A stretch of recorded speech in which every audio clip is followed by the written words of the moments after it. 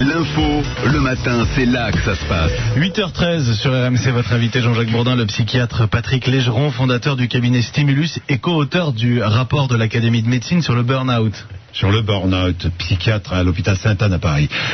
Patrick Légeron, bonjour. Bonjour. Merci d'être avec nous. L'Académie de médecine ne dit pas expressément qu'il ne faut pas légiférer, j'étais un peu... Mais, néanmoins, elle dit attention, attention.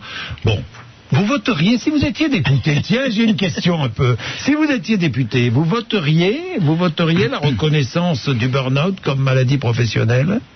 Est-ce que vous posez la question aux députés de savoir s'ils étaient psychiatres, ce qu'ils feraient?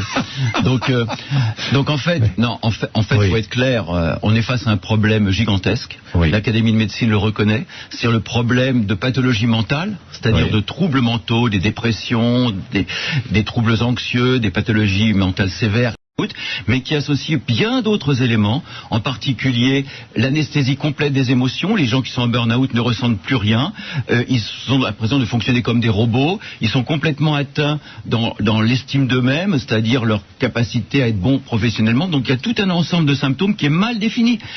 Et derrière le terme de burn-out, en fait, et les psychiatres le savent bien, se cachent énormément de pathologies différentes. Ça peut être des syndromes dépressifs, classiques, ça peut être des grandes crises d'angoisse, c'est-à-dire des troubles anxieux. Donc en fait, il existe en médecine et en psychiatrie, ce que rappelle en effet le groupe de travail de l'Académie de médecine, il existe des pathologies mentales très bien identifiées sur lesquelles il n'y aurait pas de problème à légiférer. Ça veut dire qu'on ne peut pas établir un diagnostic clair, non, il n'y a précis, il n'y a pas de consensus international, et ça ne concerne pas simplement la France, c'est l'Organisation mondiale de la santé. D'ailleurs, aucun pays ne s'est engagé sur le concept de burn-out.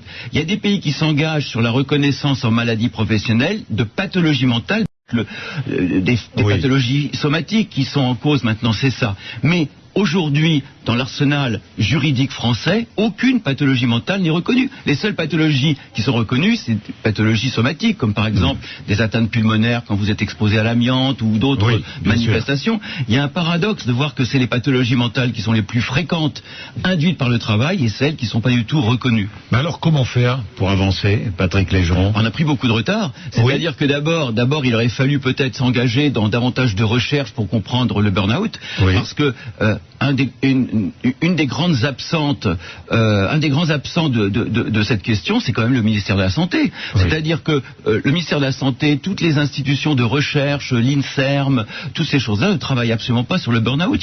Il n'y a pas de recherche digne de ce nom pour comprendre le burn-out. Vous savez que beaucoup freinent. Et vous savez pourquoi on freine? Parce que si un jour c'est reconnu comme maladie professionnelle, eh bien, elles vont mettre en œuvre des choses, et ça va être nécessaire parce que, juste pour conclure, la France, comme le dit l'Agence européenne de santé et de sécurité au travail, étant dans le peloton de queue des actions menées de prévention du stress au travail dans notre pays. Nous sommes un des mauvais élèves de l'Europe sur la prévention du stress, des risques psychosociaux et des pathologies mentales au travail. Donc ce seraient les premiers chemins à suivre. Ça serait une incitation formidable, mais il faut s'avancer sur une voie scientifique et non pas sur un concept aussi flou que le burn-out. Oui, je comprends. Merci Patrick Légeron. Merci. C'est passionnant, hein. C'est absolument passionnant. Merci.